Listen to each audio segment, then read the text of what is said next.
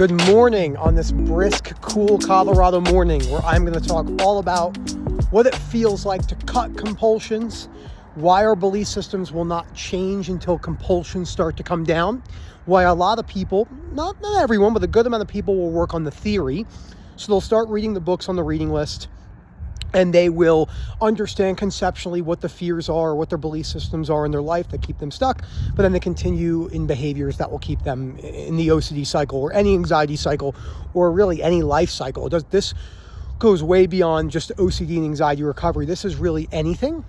So this is important for applicable to all humans. And a great example is someone who's struggling with alcoholism, who doesn't have OCD or anxiety-based disorders. They just maybe genetically have it, runs in their family. Culturally, they were around it a lot. They know they want to get sober because that correlates with feeling better, but they're continuing to drink.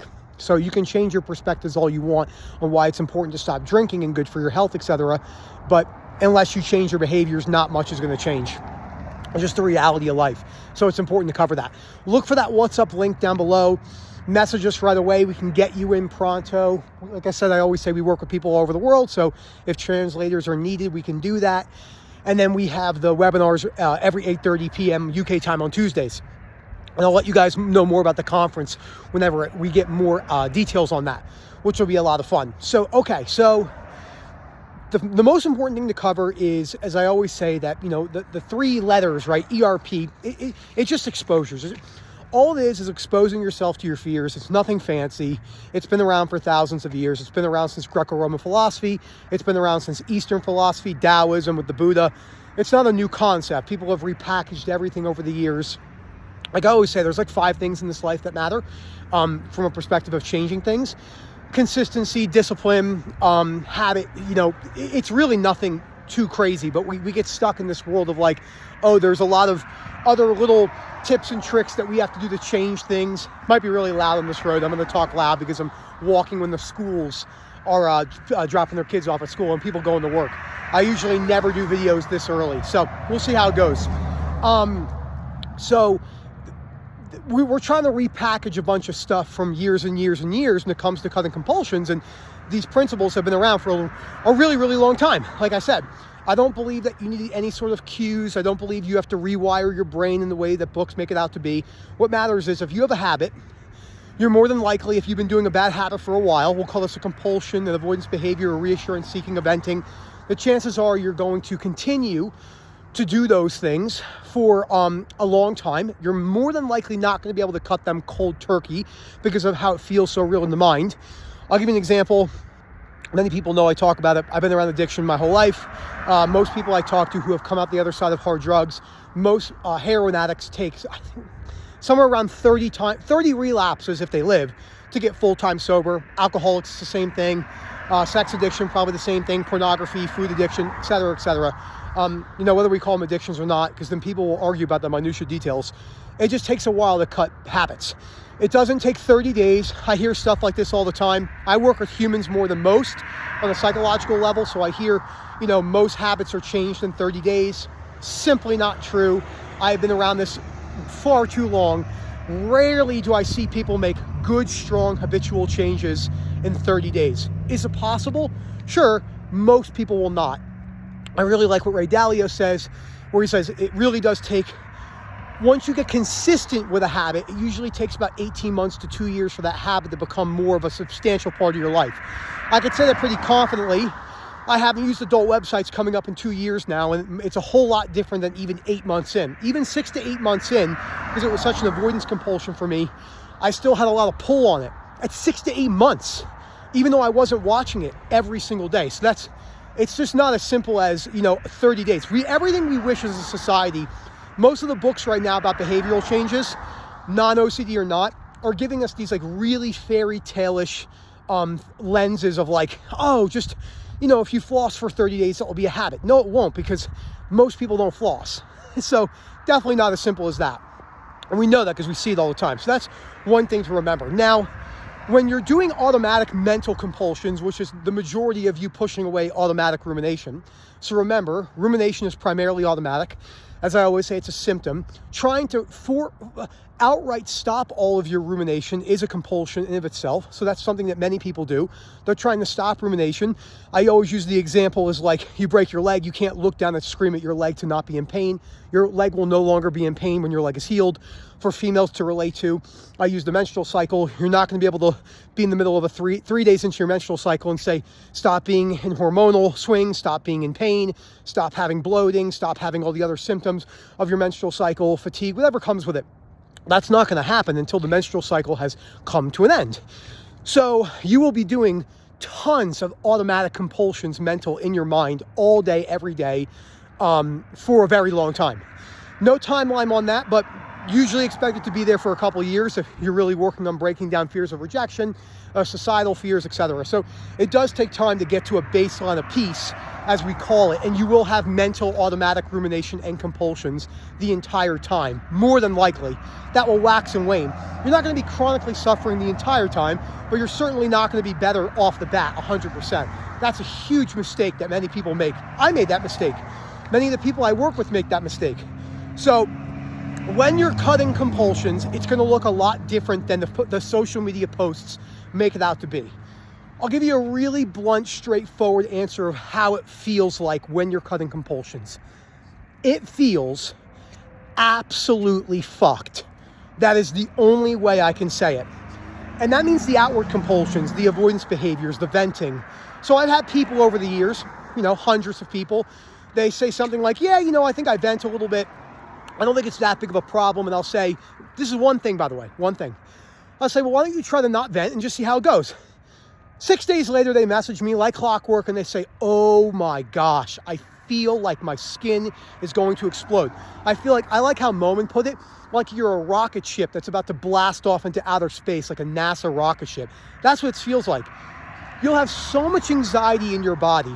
Like, another thing too is that people will say to me, I don't think I'm doing that bad. When they usually say I don't think I'm doing that bad in the beginning, especially in the beginning when I know they're doing a lot of compulsions and avoidance behaviors, they don't realize how much of these safety behaviors, venting, reassurance, seeking compulsions, are keeping their symptoms at bay. And I just have to let them learn the hard way. So I always give a disclaimer. I say, you think you're in a much better spot than you probably are. Just the reality of it. I'm here to guide you through it. And like clockwork, like I said, I get these messages all day, every day. Holy shit, I'm cutting this behavior. It's so bad. Especially people who are trying to stop watching adult websites. This is an easy avoidance behavior. I'm not pro or anti them. I can see pros and cons, whether you use it or not. A lot of black and white stuff out there on pornography and video games. And I don't play video games anymore, and I don't watch pornography. But I know people that do, and they can balance it. It's not the end of the world.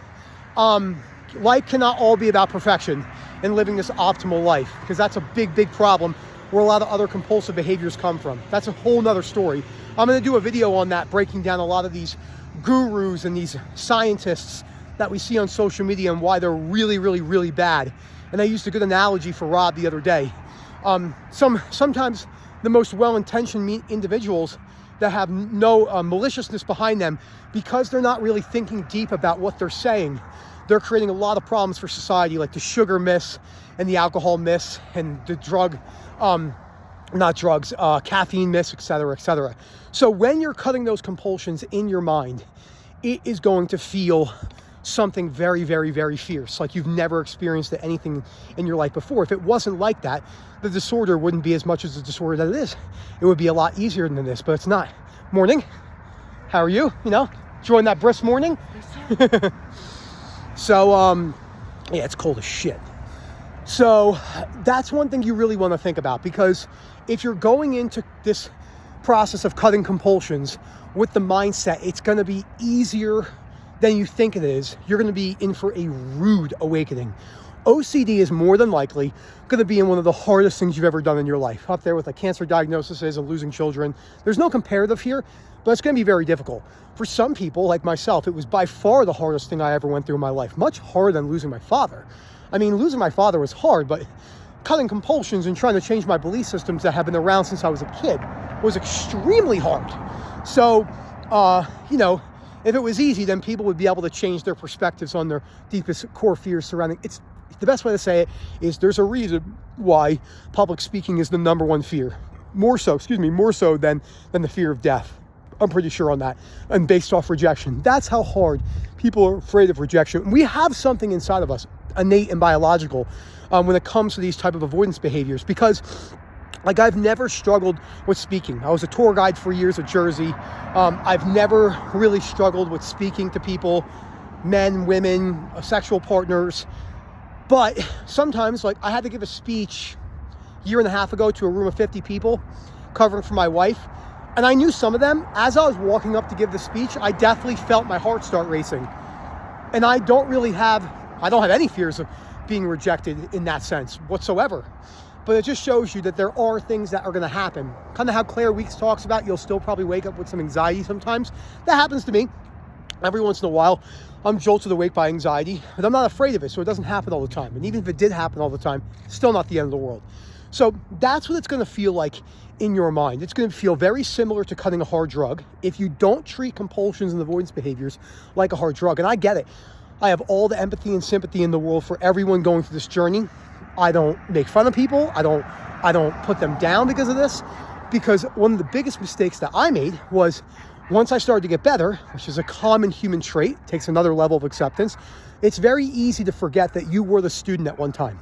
I see this a lot, especially with people who have bullying patterns when they get older. I see it in the fitness world. I see it in the political world. I see it in the religious world, because I watch conversations on all different topics, even though I don't believe in God. But I think it's important to educate yourself personally for myself. So you see that a lot. You see someone who was a student one time, now they become a teacher. So they're teaching people how to cut compulsions, and they're almost angry at them for not doing it. That doesn't make any sense, because you were that same person. That's why it's so important to remember where you came from in order to become a better coach, therapist, mom, dad, whatever you want to change behaviorally. So that's just something to really consider. And the other thing too about those mental compulsions, I want you to really think about this, how much you're striving for this internal peace in your mind. In order to get yourself to a place of baseline peace, you have to be willing to have non-peace whenever it happens. In order to return to baseline peace, you have to be ready to experience a non-state of peace in your mind at any time. So that means if you're willing to have a relapse, if you're willing to not be present. And the other thing too about the present moment, which is really odd, is that you're not present all the time anyway.